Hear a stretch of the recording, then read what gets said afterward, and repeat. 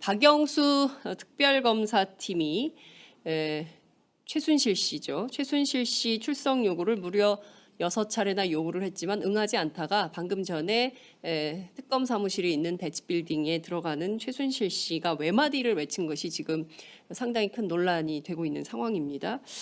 그 문제를 좀 급하게 짚어보도록 하겠습니다. 오마이TV 박정호 기자 자리하셨습니다. 어서 오세요. 네, 안녕하세요. 네, 자 최순실 씨가 특검에 출석하면서 기자들을 향해서 상당히 거세게 특검에 항의하는 모습을 보였다고요? 네, 참 짐작을 아무도 못했던 그런 네. 일이 벌어졌는데요. 네, 먼저 그 최순실 씨의 목소리부터 네. 한번 육성부터 한번 들어보시죠. 우리는 더 이상 민주주의 특검이 아닙니다.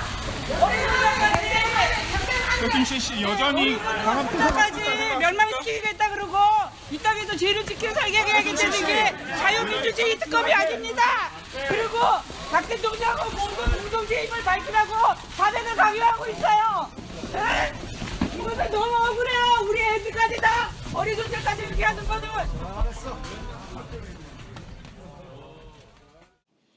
네. 네, 지금 몇 가지 좀 요약을 좀 부탁드릴게요. 잘 안 들려서. 네, 지금 저희 기자들이 녹음을 한 네. 그런 녹음 파일인데요. 네, 자, 이렇게 얘기했습니다.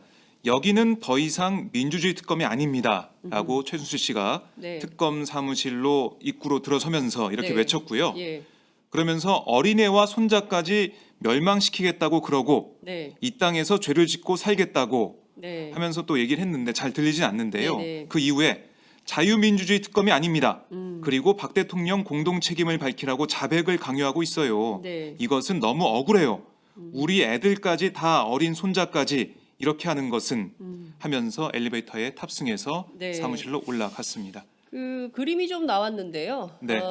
최순실 씨가 완강하게 그 엘리베이터에 들어가지 않으려고 네. 계속 얘기를 하려고 하는 모습도 포착이 좀 된 상황인 것 같습니다. 중요한 것은 지금 박근혜 대통령과의 공동 책임을 밝히라고 자백을 강요하고 있다 이런 주장을 하고 있는데 네. 지금 6번이나 그 특검에 응하지 않았어요. 특검 조사에 불응하다가 이제야 이제 나온 상황인데 지금까지 드러난 의혹이 굉장히 많이 있습니다. 사실로 드러난 것도 많고요. 그리고 범죄 사실을 증거인멸하려고 했던 단서들도 나오고 있는데 이렇게 끝까지 본인의 죄에 책임이 없다라고 이제 주장을 하는 이런 상황으로 저희가 요약을 좀 해볼 수 있을까요? 네, 그렇습니다. 최 씨가 그동안 뭐 기자들 앞에서 네. 이 얼굴을 보일 때는 가만히 고개를 숙이면서 그렇습니다. 들어가는 일이 대부분이었는데 네네. 이번에는 작심한 듯 네. 자신이 불만을 가지고 있던 것을 말 그대로 고래고래 소리를 지르면서 네네. 표현을 했습니다. 네. 정말 그동안 기자들 저도 취재하면서 볼 수 없었던 그런 네, 장면이었는데요. 예. 참 11시 15분께 호송차에서 내린 다음에 네. 사실 이게 원래 나오지 않겠다고 했다가 네. 체포가 돼서 온 그렇습니다. 거거든요. 체포영장이 발부돼서 끌려온 거죠. 그렇습니다. 예, 버티다가. 그렇기 때문에 예.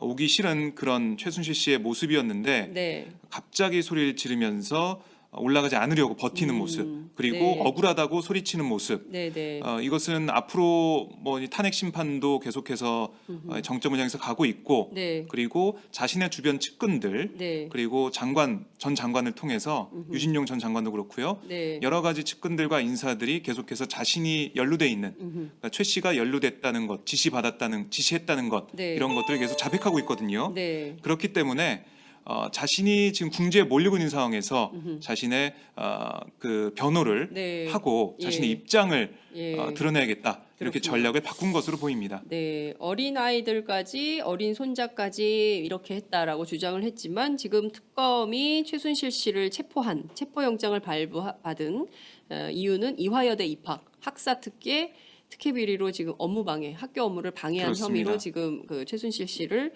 체포해서 지금 최대 48시간 동안 조사를 하게 되는 겁니다. 네. 최순실 씨가 굉장히 억울하다고 했지만 지금까지 드러난 범죄 사실이 너무나 많이 있습니다. 이 문제에 대해서 사실상 박근혜 대통령과 공동 지갑, 경제 공동체를 운영해 온 것 아니냐는 의혹까지 나온 상황이기 때문에 그렇습니다. 이 문제에 대해서 특검이 지금보다는 더 강도 높은 수사를 하게 되지 않을까 이런 전망도 해보겠습니다. 하지만 뭐 최 씨가 순순히 조사에 응할지는 아직 미지수입니다. 네, 최 씨 변호인인 이경재 변호사는 이렇게 얘기했거든요. 네, 특검의 체포영장 청구는 자유지만 네. 최 씨에게도 법에 보장된 권리가 있으니 최소한의 자기 방어를 할 것이다. 네. 그러니까 묵비권을 행사할 수도 있다라는 걸 시사했는데 네. 오늘 들어오는 모습을 보면 네. 뭐 소리까지 지르면서 들어왔으니 네. 자신이 결백하다는 주장을 계속 강하게 펼칠 것으로 보입니다. 그렇군요. 자, 이 얘기도 조금 짚어보겠습니다. 박한철 헌법재판소장이 드디어 헌법재판소의 탄핵 심판 결정 시일을 못 박았죠? 그렇습니다. 오늘 처음으로 탄핵 심판 일정에 대한 헌재 측 방침을 네. 공개를 한 건데요. 네. 오늘 9차 변론기일 오전 심리를 시작한 직후에 이렇게 얘기했습니다. 헌재 구성에 더는 큰 문제가 발생하기 전에 늦어도 3월 13일 전까지 최종 결정이 선고돼야 한다라고 얘기를 했는데요. 네. 박한철 소장은 이번 달 31일 임기가 끝나죠. 박 소장은 또 이렇게도 얘기했습니다.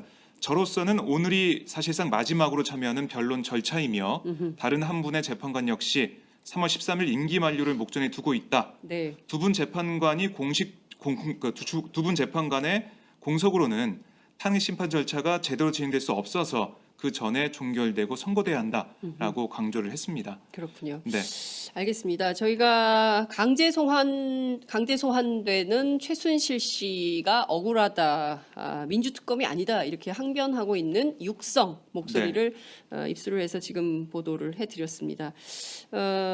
사실상 이렇게 자백을 강요하고 있다라고 주장을 하고 있지만 특검 입장에서는 또 적반하장이다 이런 주장도 할 수 있을 것 같다. 국민들이 어떻게 판단할지 저희가 지켜보도록 하겠습니다. 오늘 말씀 잘